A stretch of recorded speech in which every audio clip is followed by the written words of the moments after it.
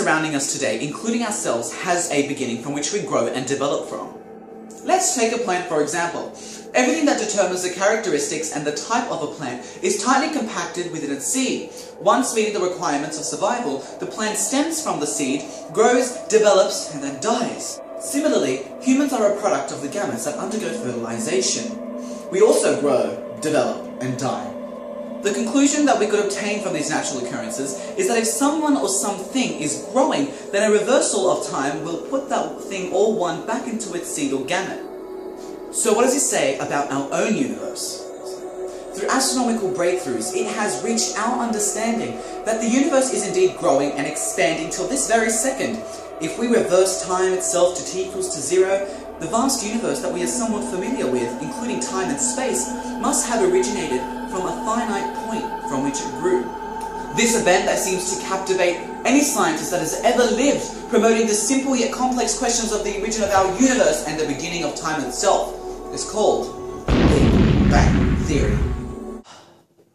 Our journey of explaining the apparent origin of the universe begins at Mount Wilson, California in 1929 when astronomer Edwin Hubble, using the world's greatest telescope, made the first astronomical breakthrough that has forever reshaped what we know as the beginning of time. Edwin Hubble had observed the redshift of light from near and distant stars and galaxies. Let me break down what this means. If you were to be standing at the side of a road and an ambulance producing its siren speeds past you, it will sound something like this.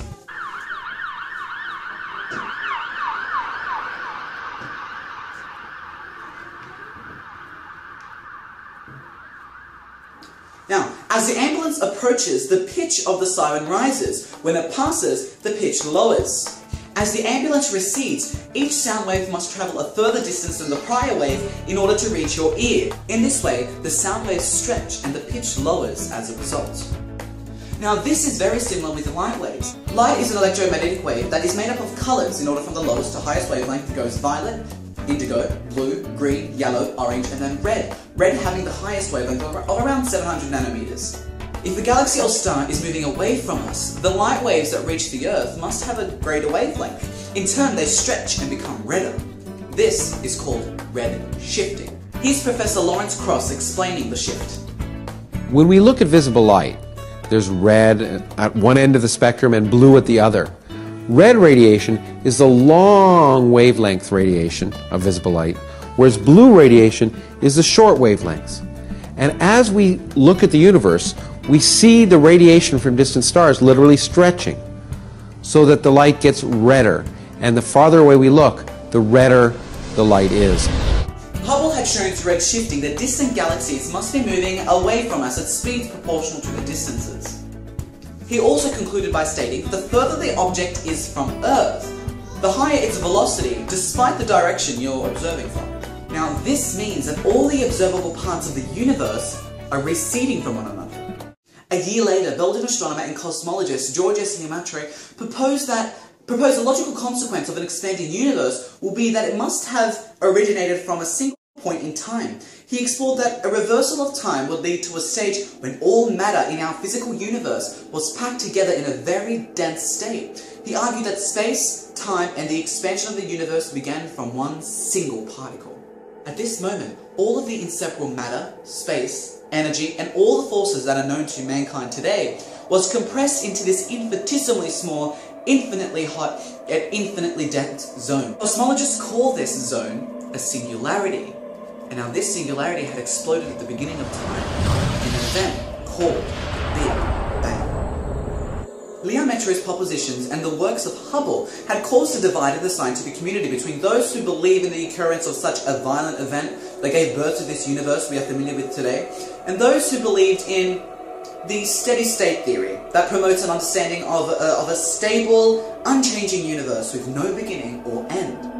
This had, however, taken a turn in favour of the Big Bang Theory in the year 1964 when American radio astronomers Arno Penzias and Robert Wilson accidentally came across a remnant of the Big Bang Theory called cosmic microwave background radiation.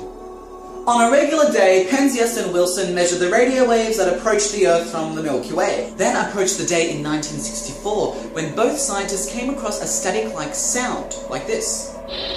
This sound was being constantly picked up regardless of the direction that the horn antenna was pointing. They collected pigeon droppings that was present on the antenna with the thought that it might have been the reason why the static noise was being produced, as well as recalibrating the entire system, yet the sound was still being detected.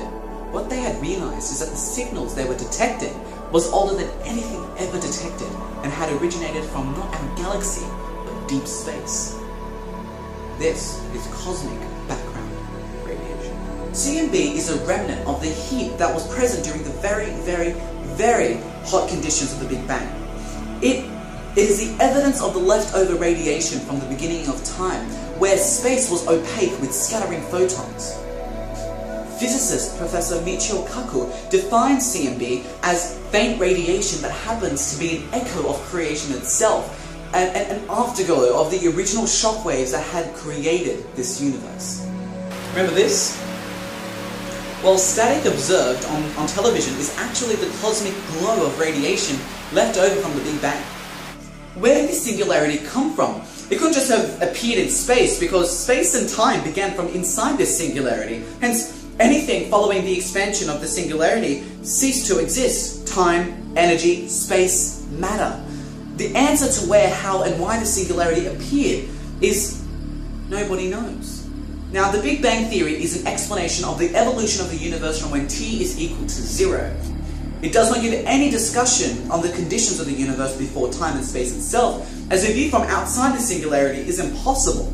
This is because space, light, and the standard concepts of time and place had no implications. Hence, the Big Bang is referred to as a theory, as it can't be proven, but can be disproven. Through red shifting and cosmic microwave background radiation, this theory became stronger and more scientists came to accept it. Then, it expanded. Space and time was born. This single singularity that possessed the size of merely a proton and that had appeared out of nowhere expanded rapidly as the fractions of a second passed. Cosmologists call this expansion inflation, as the universe doubled in size several times in less than a single second. As the universe expanded, it cooled and became less dense, with matter beginning to form and radiation beginning to lose energy. Events of the Big Bang had occurred in a fraction of time, much smaller than a second. So scientists used a new measure called Planck time in order to analyze what had happened. 1 Planck is equal to 1 times 10 to the power of minus 43 seconds. In this extremely small fraction of time, something happens that shapes the course of the universe in the next 13.7 billion years. What happened during inflation, and how has everything from matter to forces and galaxies derived from a single singularity? During the Planck era, that is at 1 times 10 to the power of minus 43 seconds after the Big Bang, which is the closest to t equals to 0 that physicists can actually get to, the 4 basic forces of the universe, electromagnetism, strong and weak nuclear forces, and gravity were all unified into one superforce. This grand unified theory is still a mystery to physicists and cosmologists who are working on trying to explain how these forces were united and their relation with one another. Then at approximately 1 times 10 to the power of minus 35 seconds after the Big Bang, they began to break apart into the forces that we see today that maintain our orbits, they power our phones and our computers, and they bond the particles that make up our bodies. All the energy that was dispersed at these very high temperatures began to convert itself into matter as formulated by Einstein's famous formula, E equals to mc squared. If you observe a nuclear bomb, you'll see that particles are ripping away from one another, producing a lot of energy. Now, the amount of energy that's being produced is actually equivalent to its mass times the speed of light squared. Meanwhile, the complete opposite occurs during the Big Bang, as the enormous energy converts itself into equal amounts of matter and antimatter. Matter and antimatter could be said to be mortal enemies, which cannot coexist with one another, just like the Starks and the Lannisters. There began a cosmic battle that involved billions and billions of annihilations, which produced energy equivalent to 10 megatons of nuclear bombs. After these annihilations had concluded, just like the Lannisters, only a fair amount of matter remained. Now, if all the matter and antimatter were to be destroyed, then the universe will be nothing but radiation, to quote Professor Krauss. Now, why did matter win? The answer remains a mystery. How did matter come to possess mass. Now, that also remains a mystery. However, in 1964, physicist Peter Higgs of the University of Edinburgh in Britain proposed the presence of an imaginary force field called the Higgs field that dominated the universe during this first second and gave particles their mass. This is still being researched, with experiments worth billions of dollars being conducted in the States and in Europe. The centerpiece of this whole picture is what happened during that first second of creation. If you know that, then you can, quote, read the mind of God, as Albert Einstein used to say. After the universe was successfully 1 second old, it was dominated by matter particles. It was about 1,000 times the size of our solar system and cooled sufficiently enough to allow quarks to form protons and neutrons. The universe, however, was too hot and dense for the formation of stable atoms, as electrons weren't able to cooperate in those conditions. The particles were able to form elements such as hydrogen, helium, and lithium. For the next 100 million years, the universe expanded and cooled. Now, gravity resulted in gases contracting to form dense and hot objects that we know today as stars. Stars clustered together to form galaxies. And then galaxies began to form their own clusters that had created planets and solar systems. Our very own Earth is just a ball of particles that came into existence through gravity and friction 4.5 billion years ago. If the universe is constantly expanding and cooling, what is in store for us in the future? Astronomers and physicists present a number of theories of the universe based on evidence and mathematical models.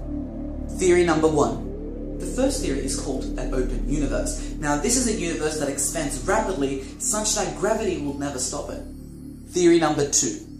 The second theory is called a closed universe. The universe at this point will have high enough mass and gravity that it will begin to pull matter closer together, eventually contracting the universe into a smaller space.